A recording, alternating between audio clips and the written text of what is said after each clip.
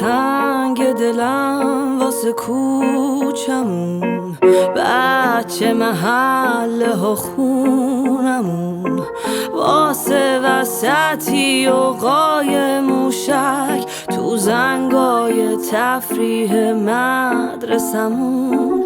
تنگ دلم واسه مهمونیا، زخم تنم بد شیطونیا، ذوق شکستن قولک پول، نصف جهان و بریونیاش.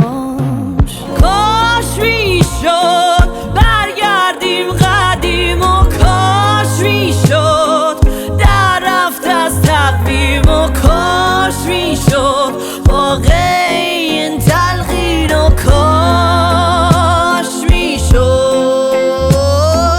کاش میشد برگردیم قدیم و کاش میشد در رفت از تقویم و کاش میشد واقع این تلقین و کاش میشد.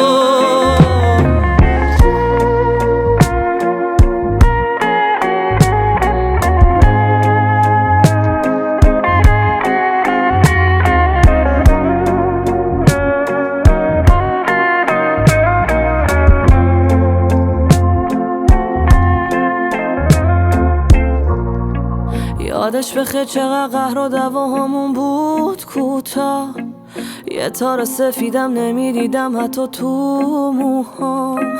یادش بخیر چقدر بی خیال بودیم اون روزا، فکر نمیکردم از خونمون بیایم این دور دورا. حیف چقدر قلبمون تنها مونده، ریشم و دردا سوزونده، شدم از این ور مونده از اون ور رونده. حیف چقدر قلبمون تنها مونده، ریشم و دردا سوزونده، شدم از این ور مونده از اون ور رونده.